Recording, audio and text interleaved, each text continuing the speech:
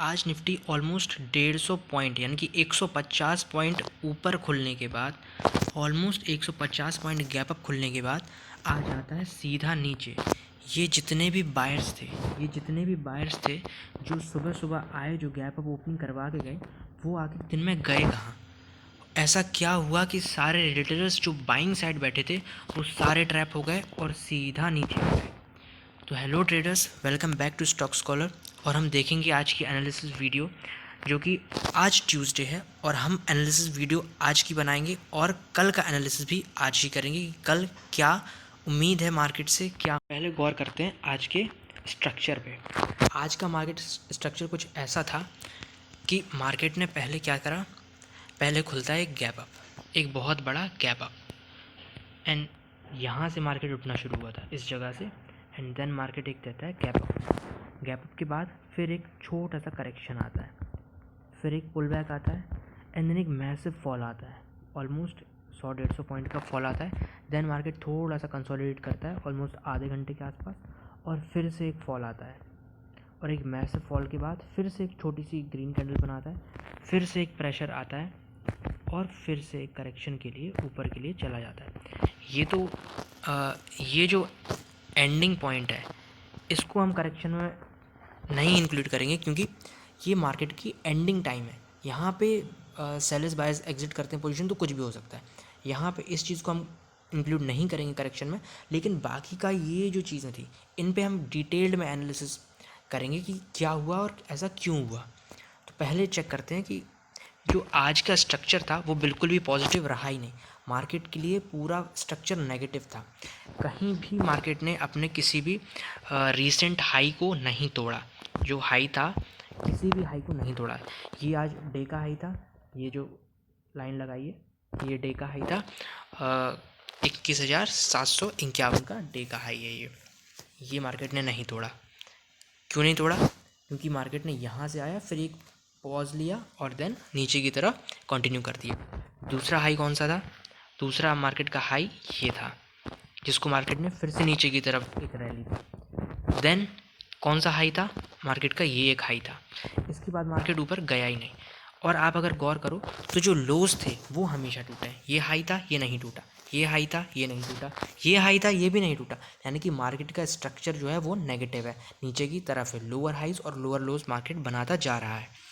अब अगर आप लोज पे गौर करोगे, जो लोअर लोज बना रहा है मार्केट, ये एक लो है, ये एक लो है, एक सेकेंड, ये देखो, ये एक लो है, देन ये एक लो है, इसके बाद ये एक लो है।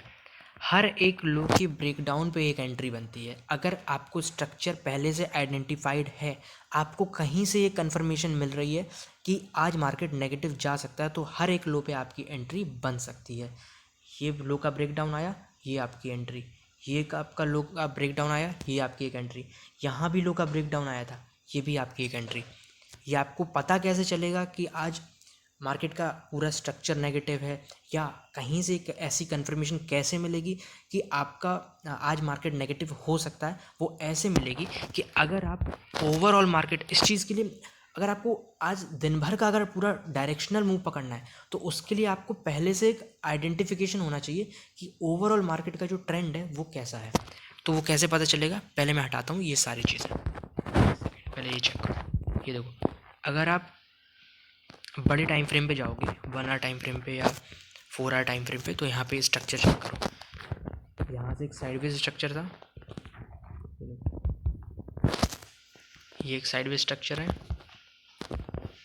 मार्केट ऊपर गया, देन स्ट्रक्चर नेगेटिव हो गया यहाँ से। ये देखो, यहाँ से स्ट्रक्चर चेंज होने की कोशिश करी मार्केट ने, लेकिन फिर भी अपने हाइज को नहीं तोड़ पाया और फिर से एक मैसिव फॉल दे गया।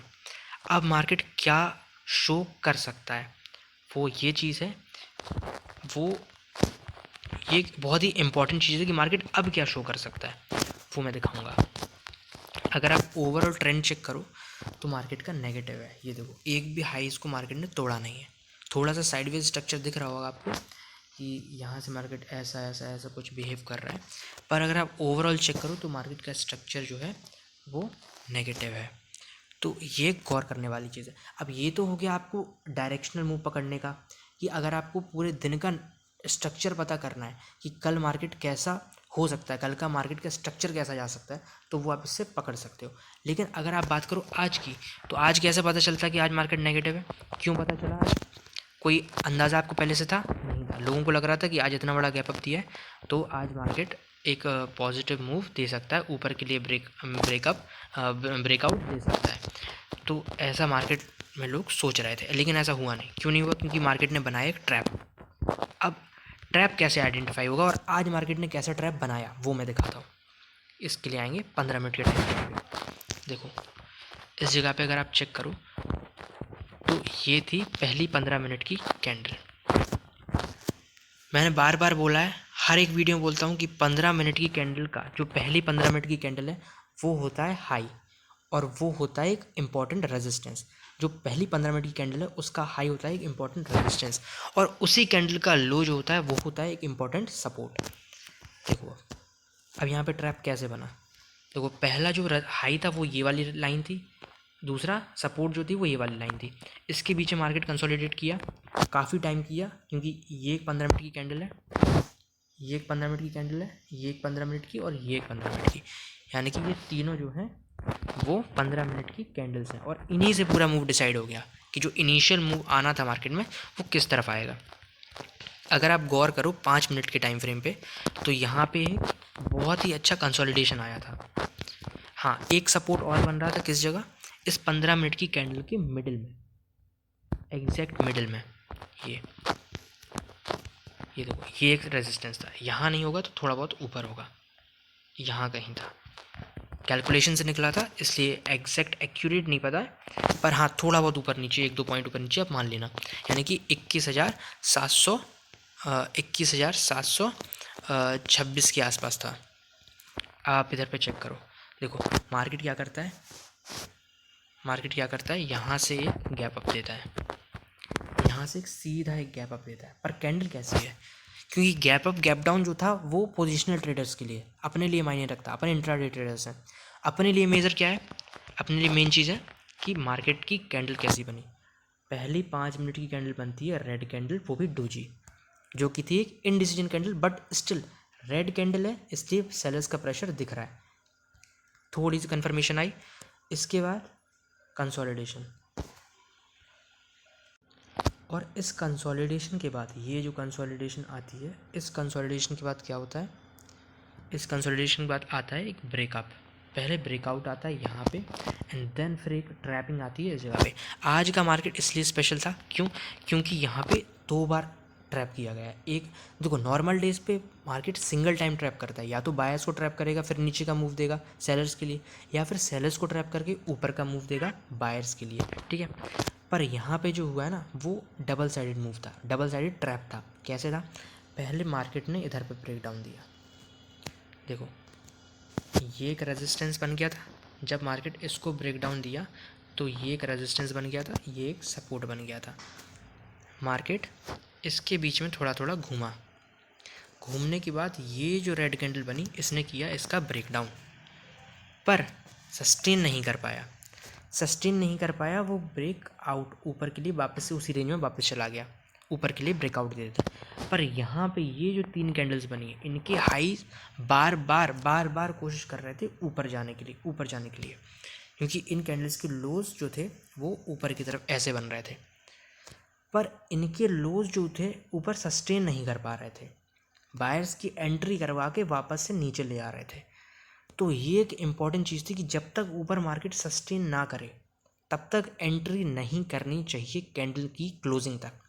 अब दूसरी इंपॉर्टेंट चीज़ क्या है? वो ये है कि ये जो बड़ी रेड कैंडल है, ये जो बड़ी रेड कैंडल है, इस पे आती है कंफर्मेशन कि कोई बड़ा प्लेयर जिसने मार्केट ऑर्डर लगाया है वो एंटर कर चुका है, उसका मार्केट ऑर्डर हिट हो चुका है। अब एक बड़ा फॉल आ सकता है, क्योंकि ये कंसोलिडेशन थी, इसको एक बहुत ही हैवी कैंडल के साथ ब्रेक डाउन दिया। इसके बाद इसी कैंडल पे आपकी यहाँ कहीं एंट्री हो जानी चाहिए थी, अगर आप एक्सपीरियंस्ड हो तो। अगर आपको 2 साल 3 साल 4 साल 5 साल का एक्सपीरियंस है तो आप इसी कैंडल पे बीच में कहीं यहाँ कहीं एंट्री ले लोगे। पर अगर आप एक नए ट्रेडर हो, न्यूबी हो, बिगिनर हो, तो आपको एंट्री लेनी है इस जगह पे जो कैंडल की क्लोजिंग है, क्योंकि आपको चाहिए है मल्टीपल कन्फर्मेशन। अगर आपके पास एक्सपीरियंस है बहुत अच्छी बात, अगर आपके पास एक्सपीरियंस नहीं है तो आपको चाहिए मल्टीपल कन्फर्मेशन। तो इस ट्रैप को जब मार्केट ने नीचे की तरफ ब्रेक किया, आपकी एंट्री यहाँ हो जानी चाहिए थी और यहाँ से एक फॉल मिल सकता था। मेरी एंट्री कहाँ हुई थी, मैंने भी ये पूरा फॉल मैंने पकड़ा था। मैंने ऑलमोस्ट 2 एंट्री बनाई थी 15 मिनट के टाइम फ्रेम पे। मेरी एंट्रीज रही थी कुछ ऐसी कि मैं इसी बड़ी कैंडल के बीच में कहीं एंट्री लिया था इस जगह पे। एसएल मेरा बिल्कुल छोटा सा था, एक सेकेंड, यहाँ कहीं एंट्री लिया था, हाई का मेरा एसएल था। और जो मेरी पहली एग्ज़िट, जो पहली ट्रेड को मैंने एग्ज़िट किया था वो कहीं यहाँ किया था, जब दूसरी बार मार्केट ने पॉज लिया था। ये इस जगह पे मैंने कहीं एग्ज़िट कर लिया था। क्यों किया था, उसका रीज़न क्या है? स्ट्रक्चर बिल्कुल नॉर्मल था, नेगेटिव स्ट्रक्चर था, मार्केट लोअर लोज बनाते जा रहा था, मार्केट ऐसा इस तरीके से मार्केट नीचे की तरफ बिहेव कर रहा था, कोई दिक्कत नहीं थी। पर मेरी एंट्री जो मैंने पहली ट्रेड बनाई थी, जो उसकी एग्ज़िट मैंने इसलिए ली क्योंकि यहाँ पे जो सपोर्ट था वो बहुत ही हैवी था। ये जो सपोर्ट था ये बहुत हैवी सपोर्ट था और यहाँ पे हो सकता था कि सेलर्स के लिए एक ट्रैप आए और मार्केट ऊपर के लिए रैली दे जाए, क्योंकि रिवर्सल कोई बड़ी बात नहीं है, आ सकता था। इसलिए मैंने यहाँ पे एक एग्ज़िट किया था, यहाँ पे जो पहली ट्रेड थी वो एग्ज़िट करी थी। पर दूसरी एंट्री मैंने कब बनाई, दूसरी एंट्री मैंने बनाई इस जगह पे, ये जो रेड कैंडल जो यहाँ पे ये थी कंसोलिडेशन, फिर ये आया उसका लो और ये था उसका हाई। इस कंसोलिडेशन का जो लो और हाई था ये था, ये थी एक रेंज। इस रेंज के नीचे मेरी एंट्री हुई थी। जब इसका ब्रेकडाउन आया वापस से, इस रेड कैंडल पे ब्रेकडाउन आया तो मैंने ना इस कैंडल पे कहीं एंट्री बना ली थी वापस से। और एसएल जस्ट हाई के ऊपर का थोड़ा सा ऊपर इतना रहे कि कम से कम एसएल हिट ना हो, तो वो चीज़ थी।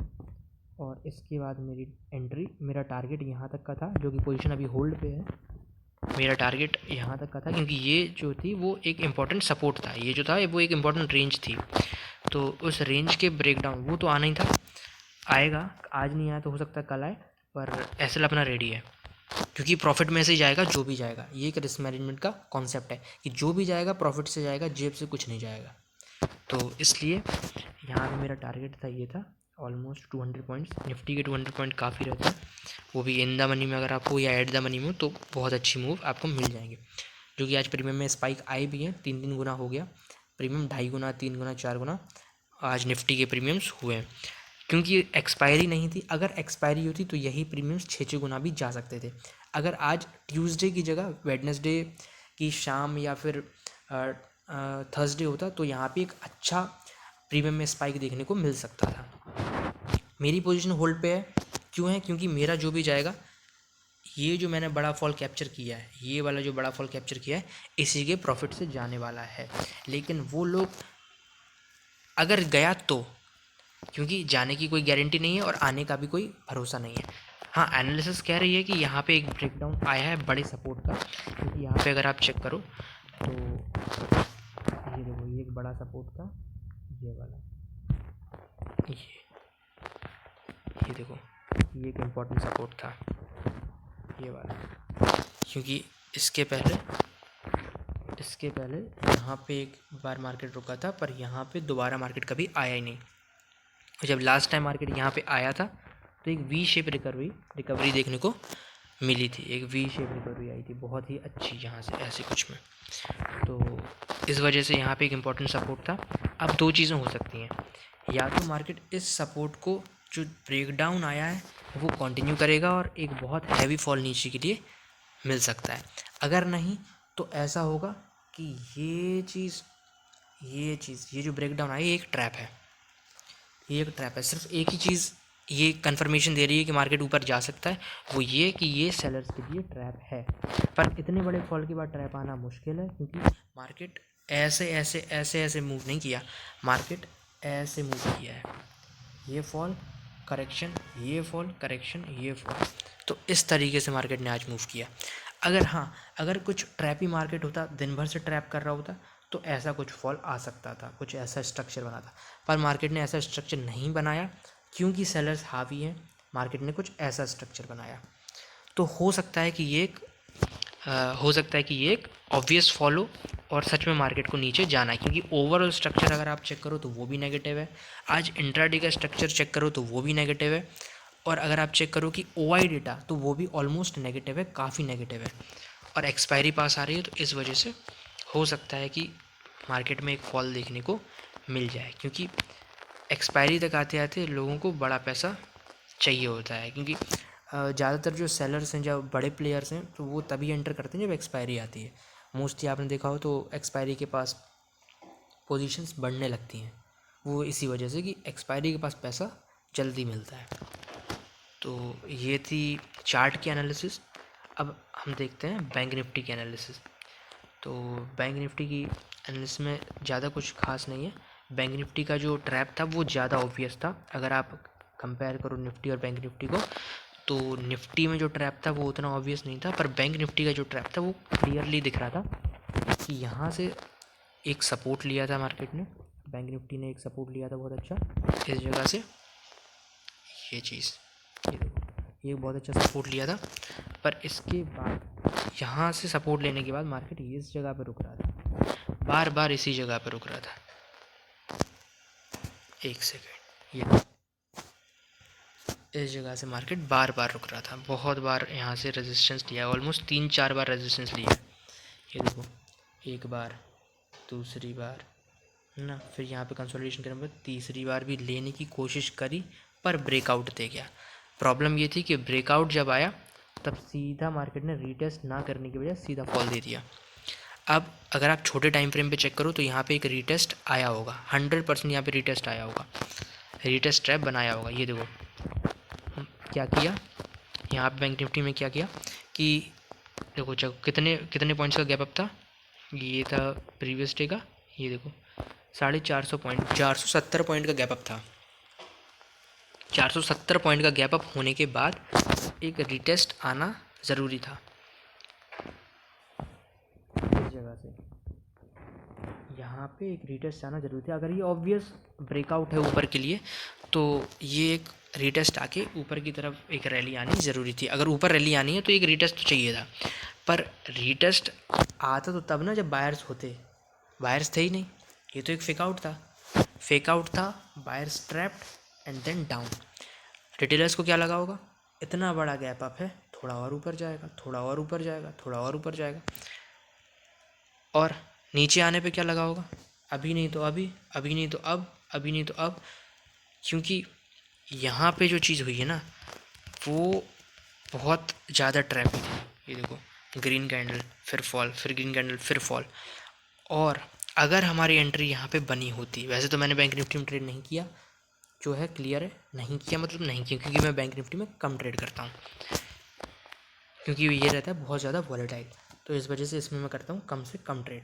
तो जैसे ही इस कैंडल पे इसकी होती है इसमें एंट्री, यहाँ पे एक एंट्री बन सकती थी, क्योंकि यहाँ पे बायर्स हो चुके हैं कम्प्लीटली ट्रैप्ड इस जगह पे। इस कंसोलिडेशन के बाद यहाँ पे ये जो फेकआउट आया है, इस जगह हो चुके हैं बायर्स ट्रैप, और पूरी रैली अपनी थी। बस प्रॉब्लम क्या है कि यहाँ पे आपको दोनों चीज़ों के लिए रेडी रहना है। यहाँ ये एक सपोर्ट है, यहाँ पे आपको दोनों चीज़ों के लिए रेडी रहना है, या तो इस सपोर्ट का ब्रेकडाउन आएगा या फिर एक सपोर्ट पे बाउंस आएगा। तो दोनों चीज़ों के लिए रेडी रहना ज़्यादा ठीक है, क्योंकि लोग सोचते हैं कि अगर नेगेटिव है मार्केट तो गिरेगा ही, फिर तो रुकेगा ही नहीं, गिरता ही जाएगा। ऐसा नहीं है, अगर नेगेटिव है तो करेक्शन आएगा। मार्केट कभी भी ऐसा नहीं चलता, मार्केट हमेशा इस स्ट्रक्चर में चलता है। तो दोनों चीज़ों के लिए रेडी रहना चाहिए। और ये देखो, ये कॉल्स का डेटा, कॉल सेलर्स का, एंड ये है पुट सेलर्स का डेटा। आपको पता है कॉल सेलर्स जो होते हैं वो मार्केट में गिरावट लाते हैं, वो होते हैं कॉल सेल करते हैं। तो ये इनको मार्केट का सेलर बोला जाता है, और इनको मार्केट का बायर बोला जाता है जो पुट सेलर्स हैं। कन्फ्यूजिंग है, पर आपको इतना समझ में आना चाहिए कि जो कॉल साइड वाले हैं वो सेलर्स हैं, जो पुट साइड वाले हैं वो बायर्स हैं।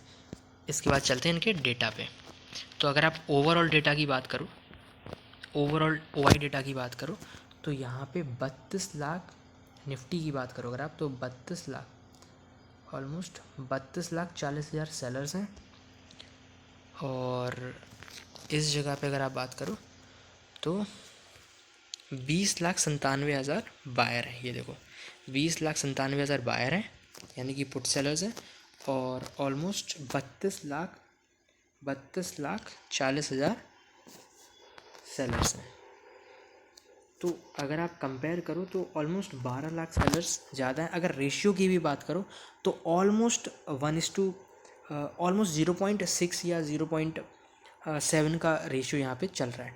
तो इसके अगर OI डेटा के अकॉर्डिंग आप देखो तो भी सेलर्स हावी हैं मार्केट में।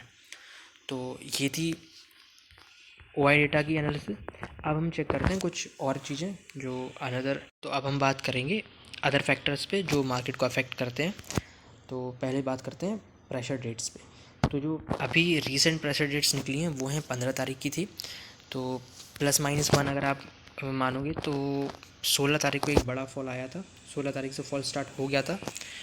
और अगर आप अभी की बात करो कि नेक्स्ट जो बड़ा रिवर्सल है या बड़ा ट्रेंड कंटिन्यूएशन है, कंफर्मेशन जो आएगी वो कब आएगी, वो आनी थी 22 से लेके 25 तारीख के बीच। तो आपको जैसा कि पता है कि मंडे को तो 22 जनवरी को जो था वो छुट्टी थी, क्योंकि ये राम मंदिर का इनॉग्रेशन था। तो सबको जय श्री राम। तो इस वजह से ये जो मार्केट था वो बंद था। तो आप मान के चल सकते हो कि 23 तारीख से 25 तारीख तक एक बड़ा फॉल देखने को मिल सकता है। बड़ा फॉल या फिर एक ट्रेंड रिवर्सल, कुछ ऐसा जो अभी बहुत हैवी डाउन ट्रेंड चल रहा है, हो सकता है उसका एक अप ट्रेंड में कंटिन्यूएशन आ जाए और सीधा रिवर्सल आके सीधा ऊपर निकल जाए। और अगर ऐसा नहीं होगा तो हो सकता है कि अब एक थोड़ा सा हैवी फॉल देखने को मिले 25 तारीख के आसपास। तो आज थी 23 तारीख, फॉल तो आना शुरू हो गया है। ये देखो एक बहुत बड़ा फॉल दे दिया मार्केट ने, लेकिन कन्फर्मेशन 25 को ही आएगी। 25 तारीख को पता चलेगा कि सच में नीचे जाना है या ऊपर जाने के लिए मार्केट रेडी है। क्योंकि डेटा जो कह रहा है वो कह रहा है, जो होना है वो तो होना है, और जो चीज़ें पहले से फिक्स हैं वो चीज़ें हमें शो करता है क्या, वो प्रेशर डेट शो करता है। और प्रेशर डेट कहाँ से आती हैं? मैथमेटिकल कैलकुलेशन से, गैन के रूल से, और एस्ट्रोलॉजिकल जो साइकिल्स हैं उनके अकॉर्डिंग जो डेट्स निकल के आती हैं वो चीज़ें मार्केट में अप्लाई होती हैं, और उन्हीं से निकल के आती हैं ये प्रेशर डेट्स। तो इन प्रेशर डेट्स पे जो प्रेशर आएगा मार्केट में, अब किस तरफ का प्रेशर आएगा वो नहीं कह सकते। हो सकता है कि नीचे का और अच्छा एक बहुत अच्छी रैली आ जाए नीचे के लिए, हो सकता है रिवर्सल आ जाए एक बहुत हैवी, एक बहुत अच्छा अप ट्रेंड में कन्वर्ट हो जाए मार्केट। तो कुछ कहा नहीं जा सकता है। रेडी रहना दोनों साइड के लिए, क्योंकि हम इंट्राडे ट्रेडर्स हैं तो पोजिशनल तो वैसे भी कम ट्रेड करते हैं, पर अगर कोई बड़ा ट्रेंड आता है तो पूरा ट्रेंड पकड़ने के लिए आपको होल्डिंग्स भी ज़रूरी हैं, पर तभी जब आपको कंफर्मेशन आ जाए। तो ये थी हमारी आज की एनालिसिस वीडियो, और ये 23 तारीख आज वीडियो मैंने डाली है। ये एनालिसिस वीडियो है 24 तारीख की, यानी कि कल की। तो थैंक यू ट्रेडर्स, अब मिलते हैं अगली वीडियो में।